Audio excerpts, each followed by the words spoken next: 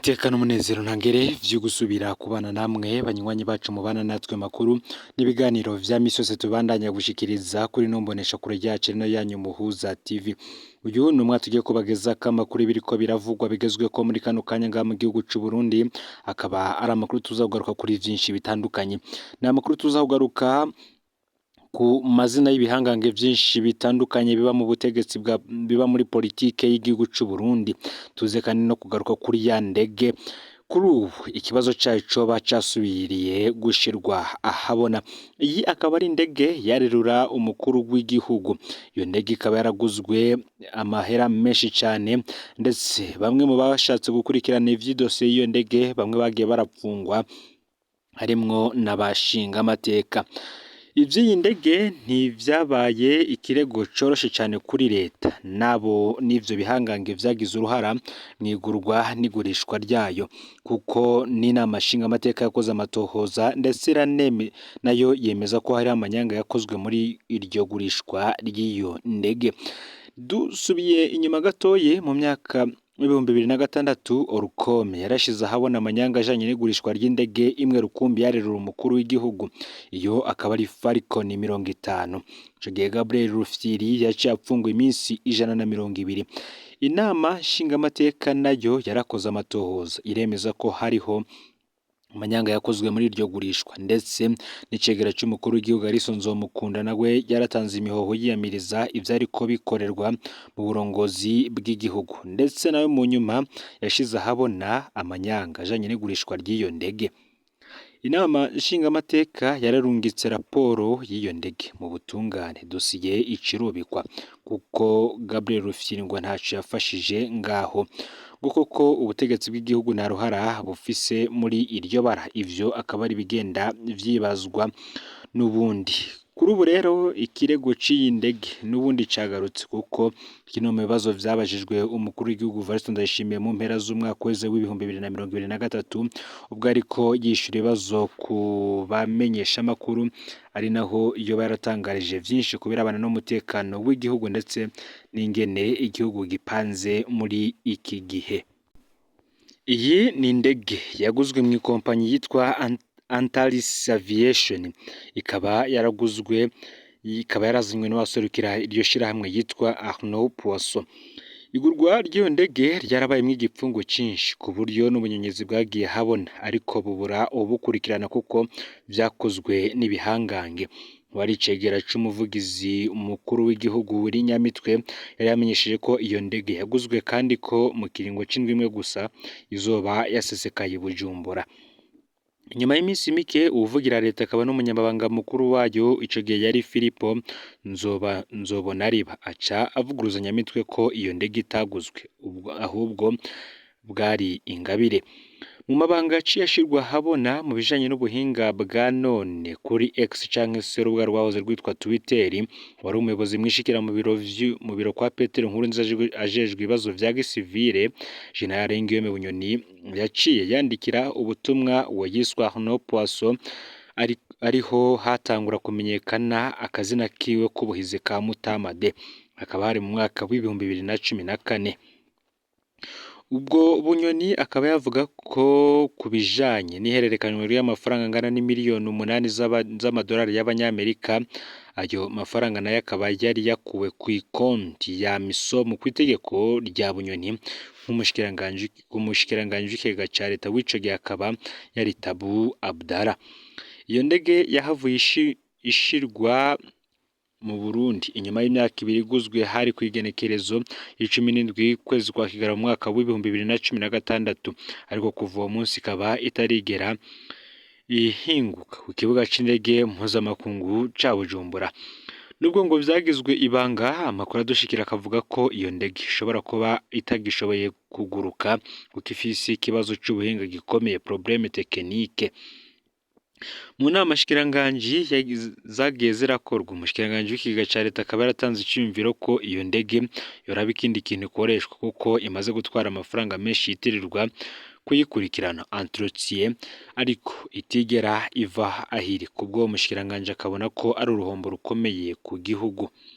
Twibutse ko iyi ndege yitiriwe kuza kurerura Petero Nkurunziza yari yaguzwe nko kuza kuzibira igihengeri cahari havuye iyindi ndege yitwa Falcon 50 yagurishijwe na Petero Nkurunziza amaze iminsi mike ashitse ku butegetsi mu mwaka w'ibihumbi 2005. Bamwe bakaba bavuga ko zimaze n'ubundi kuba indege zibiri n'ubundi zaguzwe na leta y'u Burundi, ariko bikavugwa ko n'ubundi amahera yo kugura izo ndege yahereye mu mifuko ya zimwe mu ndongozi zikomeye cyane mu gihugu. Hari naho hagiye harava ibibazo bitandukanye, hoba ivyo gupfunga bashatse kugira amatohoza kuri iyi ndege ndetse no kuzivya. Amatohoza yakozwe n'inama nshinga mateka y'u Burundi n'ubundi kuri iki kibazo cy'iyi ndege. Mu yandi makuru, u Rwanda rwagiriza Repubulika Iharanira Intwaro Rusange ya Kongo kunanirwa gukingira abatutsi b'abakongomani bigahungabanya akarere k'ibiyaga binini vya Afurika. Mu itangazo ryashizwe ahabona ku igenekerezo ya 18 Gitugutu murantunge, ku igenekerezo ya 18 ku kwezi, leta y'u Rwanda bicishije ku bushikiranganje bw'imigenderanire ivuga ko irajwe ishinga n'ukuntu umugambi w'amahoro wa Rwanda na Nairobi wahebwe na leta ya Repubulika Iharanira Intwaro Rusange ya Kongo. Yagiriza abategetsi ba Kongo na leta yabo ko bananiwe gukora ivyo bajejwe n'ivyo babazwa vyo gukingira abatutsi ba Kongo.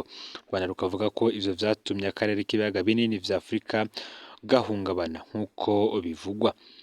Muri urwo rwandiko, Repubulika Iharanira Intwaro Rusange ya Kongo yaratanguje ibikorwa bikomeye vyo kurwana bikomeye muri Kivu y'Uburaruko. Iyo nyanza ingingo zafashwe n'akarere zerekeye gutuza M23 n'abanyagihugu b'abatutsi ba Kongo bakaja mu bihugu bibanyi bagakorana na FDLR, umuhari uva mu Rwanda wagirizwa ihonyabwoko ryakorewe abatutsi mu mwaka w'1994.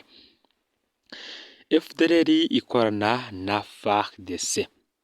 Nk'uko bitangazwa ngo kubona Repubulika Iharanira Intwaro Rusange ya Kongo ishigikiye FDLR ni ishaka rya leta, si abantu babikora ku gatwe kabo.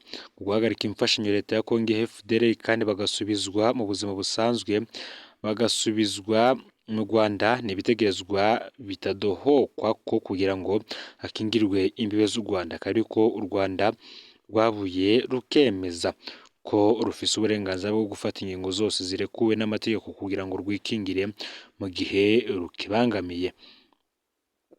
Kubona M23 iherutse gufata hashasha haribonekeza ko vyatumye ingingo ya Repubulika Iharanira Intwaro Rusange ya Kongo yo kwirukana ingabo zo mu karere ka Yasi muri Kigara mu mwaka uheze zari zijejwe kubahiriza ihagarikwa ry'intambara no kuva mu duce twigaruriwe, niko iryo tangazo ryagiriza.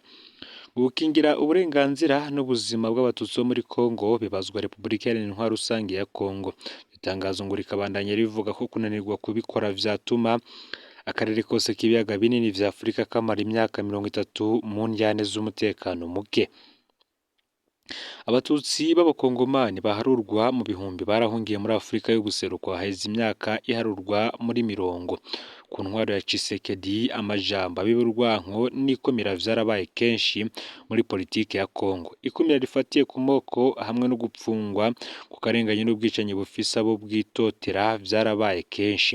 Ni mu gihe aba FDLR bari mu basoda ba Kongo, bigashimangirwa n'urwandiko n'ubundi rwashizwe ahabona. U Rwanda ruremeza ko umutekano warwo ugeramiwe, rugasaba ko haba amasezerano ashimikiye kuri politike ku kibazo ca M23 bigizwe n'igihugu ca Kongo ubwaco.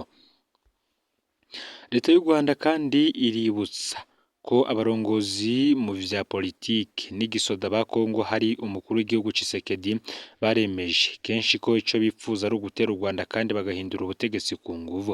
U Rwanda rubafatira ku vyo bavuze, rugaca ruvuga ko aho ruhagaze ruvyisunze mu gukomeza ubwirinzi bwo mu kirere cose carwo hamwe no kubandanya ububasha bw'ibitero umwansi yogira, nk'uko umushikiranganji bw'u Rwanda bujejwe imigenderanire n'ayandi makungu bwabitangaje. Abategetsi ba Kongo ntibaragira ico bavuze kuri ivyo vyagirije. Mugabo umukuru w'igihugu Tshisekedi yaravuze kenshi ko FDLR basigaye atanguvu bafise, hari abasuma batakibangamiye u Rwanda. Mugabo Tshisekedi aremeza co kimwe na leta yiwe ko M23 ifashwe n'u Rwanda. Umugwi wa M23 ngo n'umugwi w'abatutsi wasubiye gufata ibigwanisho mu mpera z'umwaka w'ibihumbi 2021 ukagiriza leta ya Kongo kutubahiriza amasezerano.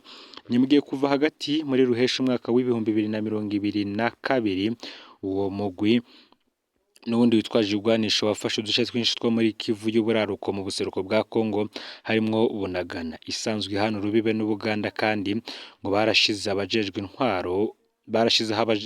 intwaro bagenzura ako gace.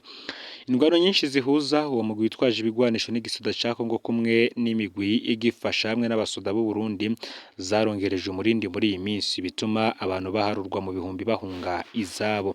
Ngaya rero amakuru yaragezwe ko muri ano makuru ufyonde subscribe canke sabone niba utari wafyonda kugira ngo utozucikanwa nayo dushikiriza usangiza no makuru bagenzawe aho baherereye hose kugira ngo nabo baje bashikirwa nabiriko biravugwa bigezwe ko ngaha mu gihugu c'u Burundi hanze y'imbizi y'igihugu c'u Burundi ndetse no makungu ya kure no muhuza TV Imana ibahezagire.